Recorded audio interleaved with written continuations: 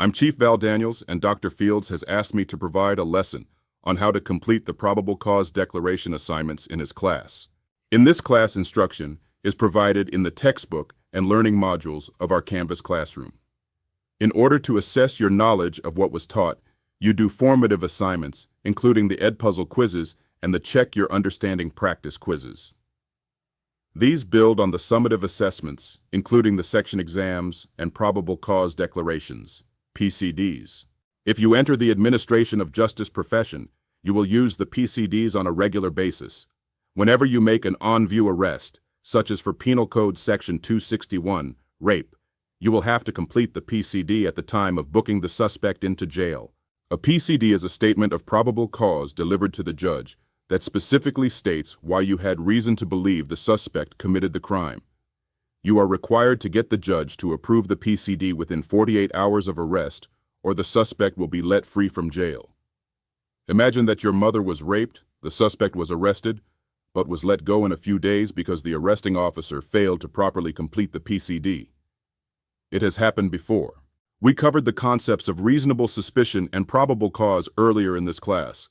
If you are still unsure of those concepts, shame on you, just kidding. Dr. Fields stated at the start of class those are primary learning outcomes for this class. Go back and review those lessons if needed. The statement of probable cause is used in other criminal justice matters, including search warrants and arrest warrants, so please take these assignments seriously. The cool thing is that Dr. Fields provides you examples of exactly what the assignment needs to look like. In a face-to-face class, he asks the students to pull out a blank piece of paper. He then draws a simple picture of a cat on the board and asks the students to duplicate what he has drawn. The bewildered class draws the cat, and most of the drawings look similar to what he has drawn. He then tells the class to do the same with the probable cause declaration assignments. Duplicate the format of the statement. You might be surprised at how many students turn in something that looks like a cow, a boat, or even an apple. Dr. Fields tells the story of how growing up his dad used to say, "When all else fails, dummy, follow the instructions." Best advice ever. You get the point, please, please, please follow the instructions. Life will be easier for the both of us. It is imperative that you articulate all of the facts that support your probable cause for arrest. In the majority of the cases where the PCD is rejected, it is not because the case was not solid. It was because the arresting officer did a poor job of articulating the facts. So, how do you articulate your probable cause in a PCD? I'm glad you asked. Gather relevant information. You need facts to include in your probable cause statement.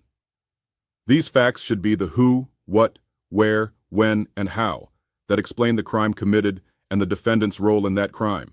For this lesson, here is the scenario. You are a police officer providing security at the city council meeting when someone reports that there is a drunk man causing a disturbance in the lobby of City Hall. You locate him and observe he is holding a bottle of gin that is 3/4 empty. He has signs and symptoms of alcohol intoxication, including slurred speech and poor balance. He admits to drinking a freaking lot, that's what I do, and he has to take a pee, which he promptly does in his pants. You ask him if there is anyone at home who can take care of him, and he says, "My home is the parking lot." You clarify that he is homeless and lives outside of City Hall. You ask him to leave, but he can barely stand up. You determine that he is too intoxicated to care for his own safety. This is a violation of PC 647, drunk in public. You decide your only option is to arrest him and keep him in jail until he is sober. The elements of this crime are found in Cal Crim 2966, disorderly conduct, under the influence in public. Penal Code, Section 647F. To prove that the defendant is guilty of this crime, the people must prove that 1. The defendant was willfully under the influence of alcohol. 2. When the defendant was under the influence, he was in a public place. And 3. The defendant was unable to exercise care for his own safety or the safety of others. Someone commits an act willfully when he or she does it willingly or on purpose. As used here, a public place is a place that is open and accessible to anyone who wishes to go there. As you prepare the PCD, you need to align the person's actions, the facts of the case, with the elements of the crime, the corpus delicti. In other words, draw the cat. Note, You will be given the details of the who, what, where, when, and how in the assignment scenarios. I've truncated that here. Let's begin with the who. You identify yourself in the introduction and provide your assignment. Sample. I, Val Daniels, am the Chief of Police for the City of El Camino. On, the date and time. I was on duty in full uniform providing security at a city council meeting. In the second section, you should identify the suspect by name and birth date and list the crimes he has committed, short title. Sample. I have probable cause to believe that Bud Weiser, DOB 10-15-1978, committed the following violations of California law. PC 647, F, public intoxication. Start the main narrative with a general statement, such as, the relevant facts supporting a probable cause determination are as follows. Then provide a narrative of the facts as you know them that show the corpus delicti, aka the elements, of the crime for which you seeking prosecution. The first element, the defendant was willfully under the influence of alcohol, is proven by the following.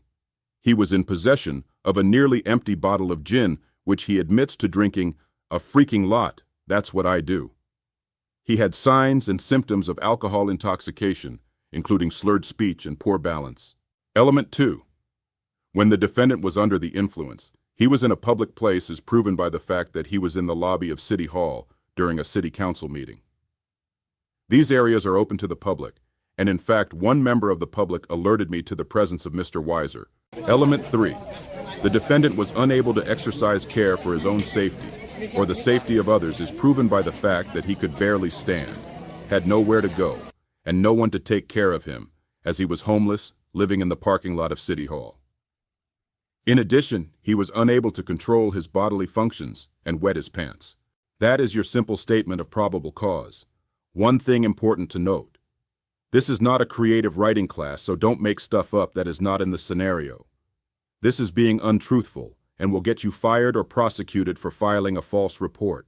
As a reminder, Dr. Fields has office hours during which you can meet with him to get help with your assignments or just chat about life in general. I encourage you to attend them.